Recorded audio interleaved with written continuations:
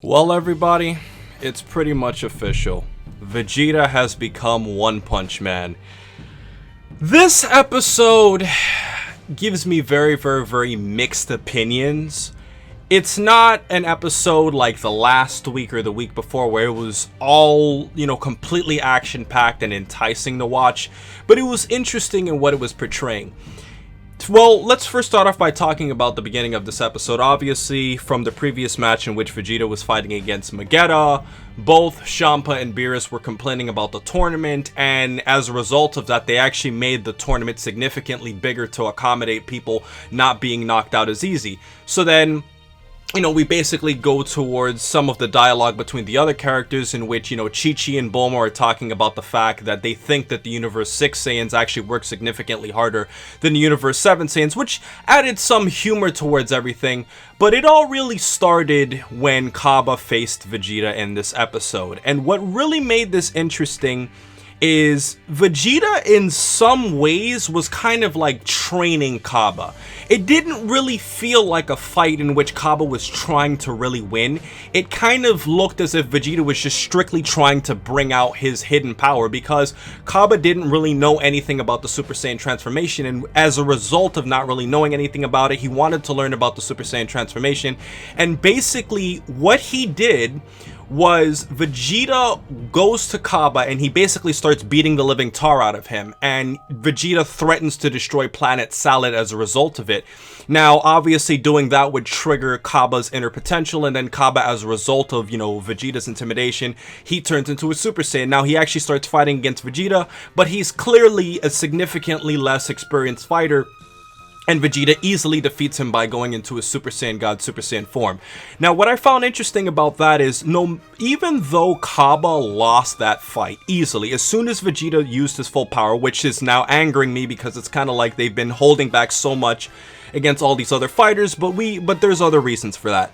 The point I'm trying to say is, the thing is, even though Cabba lost this fight in this episode, he completely lost to Vegeta. It wasn't even close. Vegeta was toying with him the entire time. The interesting thing is, Cabba won in the inside. Because think about it like this. Cabba becomes a Super Saiyan. Vegeta basically instructed him on what he needs to do in order to keep the Super Saiyan transformation, as he was telling him, you have to manage to keep that rage inside of you in order to, keep this power growing. And that's one thing that I felt really interesting. It was kind of like Vegeta was a mentor to like a Universe 6 Saiyan. Now, to talk about some other interesting details, for those of you who are familiar with the manga adaptation of Dragon Ball, in this episode, Cabba shoots a Gairiku Ho, which is basically the English equivalent of the Gallic gun attack, and Vegeta was also noting the fact that Cabba is a character who was using a similar stance to when he was fighting against Goku, which is kind of taking some loose ends that Cabba in some loose ways is mirroring some of the things that Vegeta did in the Universe 7 arc, and I thought that was some interesting stuff. So pretty much in terms of this episode as a whole, I think it was a pretty good episode. It was very straightforward. Vegeta basically gives Cabba a Super Saiyan lesson. That's basically what you could retitle this episode as. That's basically what it was. It wasn't really a fight. It was more of like a sparring lesson, and a sense of encouragement too, because near the end of the episode, Cabba was showing him a lot of respect, and Vegeta was telling him, you have to, keep that Saiyan pride within you. So I think this was a mental upbringing for Cabba. I think this was a great lesson for him to learn, but in terms of this episode, it just wasn't as intense as the previous ones. But it was interesting, and I liked the different approach that they brought. When you look at the other characters like Frost, Vegeta, Botamo, those characters were all strictly trying to win. Cabba was a more unique character, and that's why I predicted from the very beginning that Cabba would fight against Vegeta, because it just makes sense in terms of the plot writing for Vegeta or Goku to face against Cabba, because having two Saiyans face each other is just what the writing would want. So, in terms of my episode predictions for episode 38, wow, from what we saw in the episode, it seems as if Vegeta is completely losing to Hit. And one thing I found really interesting about it is Vegeta is bleeding. Like, there's actually blood. And from what we've seen so far in Dragon Ball Super, they really haven't shown any blood in the series at all. So I guess, I don't know, maybe this is just like a one-time thing, but it's definitely getting significantly darker, and that's one thing that I really appreciate about the upcoming episode.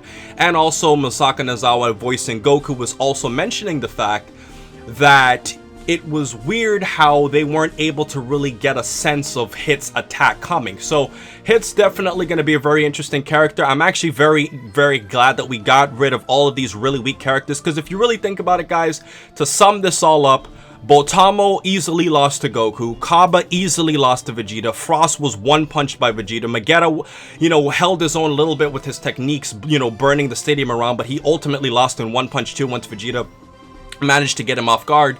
So really, in all, the Universe 6 fighters really aren't that strong. It's really only Hit that's really put up a major fight against any of the Universe 6 fighters. And, you know, honestly, even though it kind of feels like the Universe 6 fighters have been basically washed over, it's interesting to sum this all up. So to close everything out, guys, I hope you enjoyed my review, and I'm very excited to look forward to, you know, the next upcoming episode. One thing I found interesting is that Champa, courtesy of Herms from Kanzenshuu for making these translations, Champa actually says near the end, we're down to our last fighter, but it's Hit, so there's nothing to worry about. So basically, if you remember from the episode, there was 3 characters left on Universe 7, and there's basically only Hit left. So Hit basically has to fight 3 people, and I think this is going to be awesome because that's going to create a lot of tension. You'd think it's a blowout, but really it's a really close matchup, and I think Dragon Ball Super can only get better. So with all that said, guys, that's all I gotta say for today's episode. For my predictions, I predict that Vegeta is gonna lose in the next episode, and Goku's gonna have to come in, and Monaka's probably gonna have to close it out. So I hope you enjoyed this, and please remember to rate, comment, and subscribe. And remember, as I always say, to have a great day, guys, and this episode gets 3 stars.